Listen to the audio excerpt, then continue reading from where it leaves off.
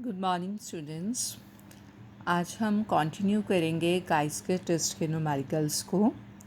आज का स्टेटमेंट है the theory predicts the proportion of beans in 4 groups. आपको 4 ग्रुप्स गिवन है और उनको प्रोपोर्शनेटली डिवाइड करा गया है और उनका प्रोपोर्शन रेशियो क्या है 9:3:3:1 in an experiment with the 1600 beans. तो यहाँ पर आपको दिया हुआ है टोटल बीन्स कितने हैं 1600 beans. The numbers in the 4 groups were 882, 313, 287 and 118. Does the experimental result support the theory? आपको क्वेश्चन में क्या गिवन है? आपको क्वेश्चन के अंदर गिवन है, यहाँ मेंशन नहीं है कुछ भी, आपको सिर्फ गिवन है कि जो बीन्स का प्रोपोर्शनेट है एक थ्योरी के अंदर उसको 4 पार्ट्स में डिवाइड करा गया, उनका प्रोपोर्शनेट का रेशियो आपको गिवन है। टोटल बीन्स आपको बताए गए 1600 हैं। 4 ग्रुप्स के अंदर उसको डिवाइड करा गया और उसको क्या फाइंड आउट करा गया है कि वो कितने थे 882, 313, 287 एंड 118। आपको काई स्क्वायर टेस्ट की वैल्यू दे रखी है। Value of chi square for 3 degree of freedom at 5% level of significant is 7.81। तो यहाँ पर आपको ऑब्जर्व फ्रिक्वेंसी और एक्सपेक्टेड फ्रिक्वेंसीज कैसे निकालनी है, यहाँ पर ये मेन सबसे पॉइंट है जो आपको ध्यान में रखना है। तो देखते हैं कि इसके न्यूमेरिकल को कैसे करना है। देखिए, सबसे पहले हमने नल हाइपोथेसिस को एज्यूम करा कि एक्सपेरिमेंटल रिजल्ट जो है वो थ्योरी को सपोर्ट करते हैं। टोटल आपके पास जो ऑब्जर्व फ्रिक्वेंसीज थी, टोटल नंबर ऑफ बीन्स कितने थे 1600 थे। 1600 को 4 ग्रुप्स में डिवाइड करा गया था और उनका हमें रेशियो गिवन था 9:3:3:1, यानी कि वो एक्सपेक्ट कर रहे हैं कि इस रेशियो में होना चाहिए। वहाँ पर मेंशन था शुड बी 9:3:3:1। तो ये आपका क्या हो गया, एक्सपेक्टेड फ्रिक्वेंसी की रेशियो गिवन है। तो आपने 1600 को इस रेशियो से 4 ग्रुप्स में डिवाइड करना है।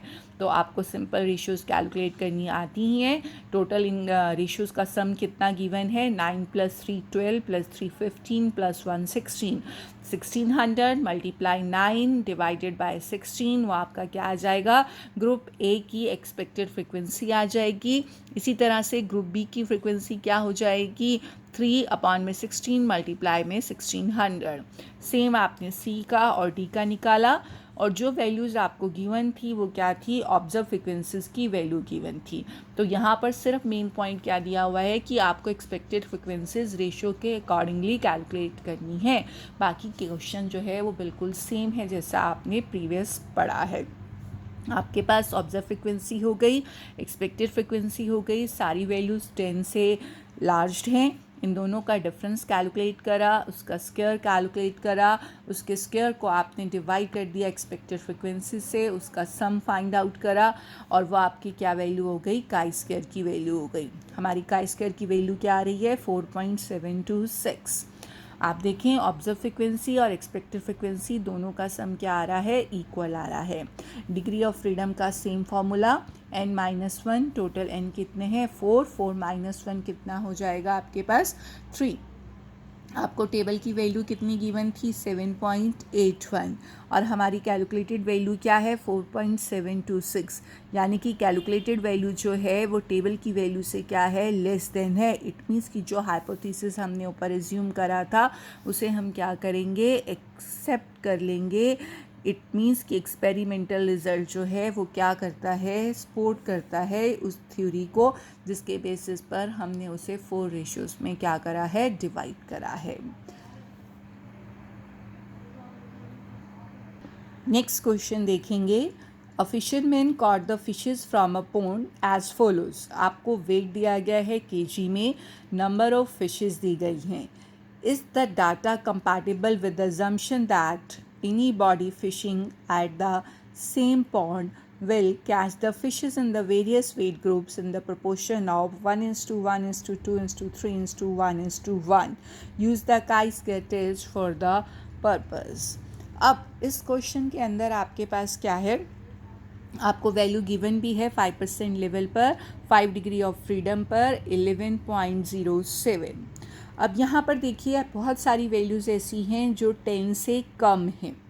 आपको जो ये वैल्यूज़ गिवन है नंबर ऑफ फिशेस, ये क्या है? ऑब्जर्व फ्रिक्वेंसीज, क्योंकि हमने कहा था कि जो टेबल में वैल्यूज़ गिवन होती हैं वो हमारी ऑब्जर्व फ्रिक्वेंसीज होती हैं।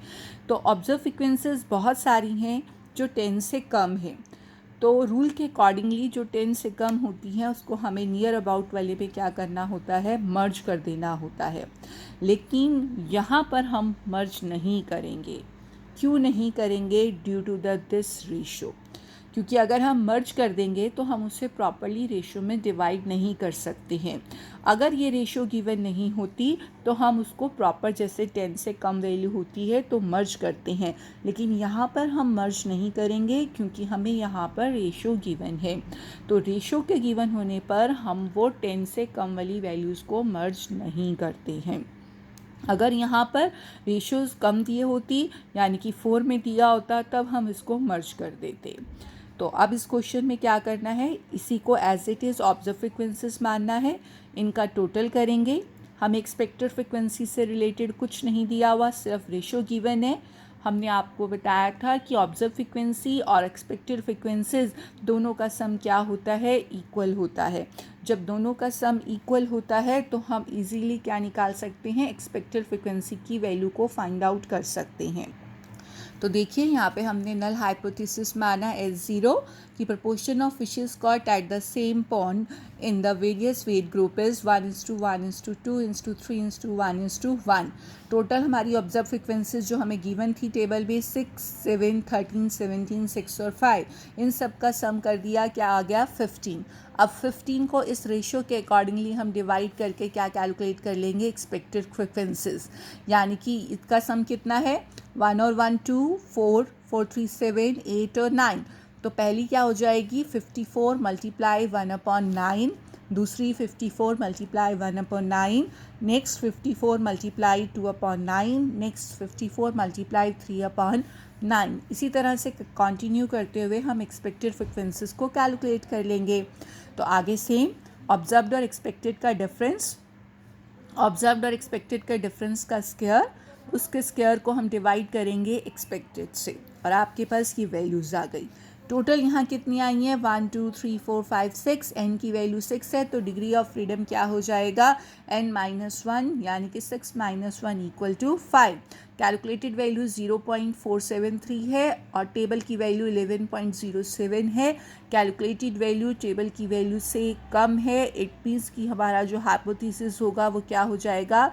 एक्सेप्ट हो जाएगा। इट मीन्स कि we conclude that the proportion of fishes caught at the same pond in the various weight groups is 1:1:2:3:1:1.